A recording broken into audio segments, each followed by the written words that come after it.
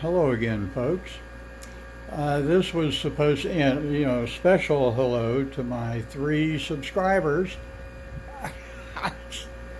I'm still blown away by that. Anyway, this was supposed to be my returning to work on this video, and was doing a few functional prints that I was needing for something else, and as soon as they got done, I was going to get started on ripping and tearing on this thing again and making the modifications I've spoke of. And I had a bit of a crash in which, in a very profound way, let me know that there was a slight design flaw. And it just, whenever you're fabricating something of your own design, or you're modifying something of an existing design, you really do need to pay attention to what's happening when you get to the functional part. And what I missed was this little bit of discoloration right here on the drag chain.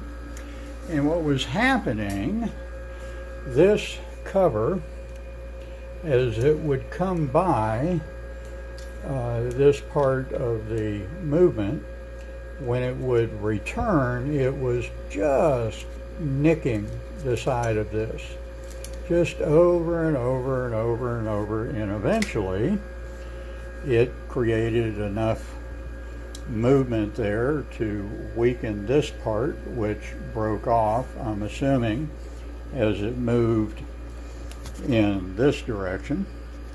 And sorry, try not to drop the phone, but this part went flying. I found it on the floor over here, but on its return, the edge of this little part here caught this right here, which momentarily caused a bit of a hiccup.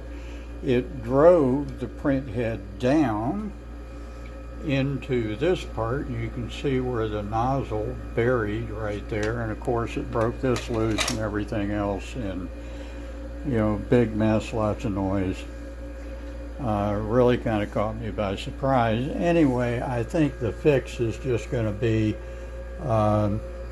try and get this moved over a little bit on its mount, and probably shave a little material off of the back side of this cover.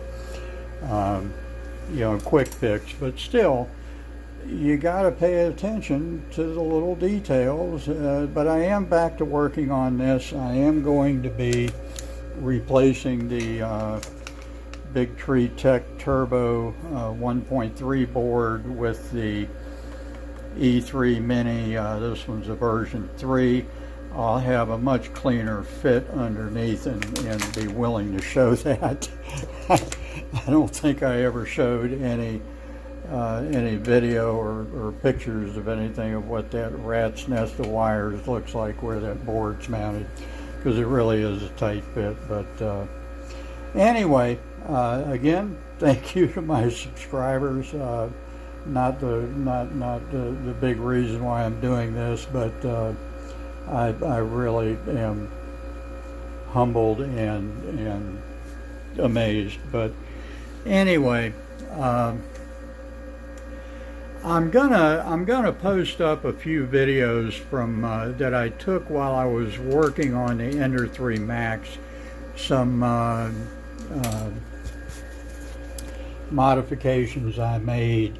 This is the print head of the Ender 3, get it right way around. Anyway, of the Ender 3 Max, my variant of a direct drive, and I modified someone else's design and made some changes to it. But this whole mount for the direct drive components, I put all that together and that worked out very well.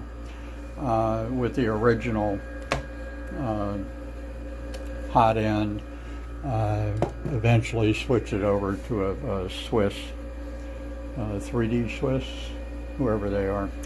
Anyway, But anyway, just some modifications I made. One in particular was a rather than putting a second lead screw on it to help with the uneven racking of the x-axis rail there, I actually accomplished the same thing using a linear rail that I mounted on this side, and cobbled together a mount that went from the carriage of the linear rail to the wheelbase of the V wheels, and that actually worked out incredibly well. And you know, except for cobbling together one aluminum part for the mounting capability, it was about a $30 upgrade versus the 100 or so for the second lead screw. Plus, I didn't have to move the power supply or anything else.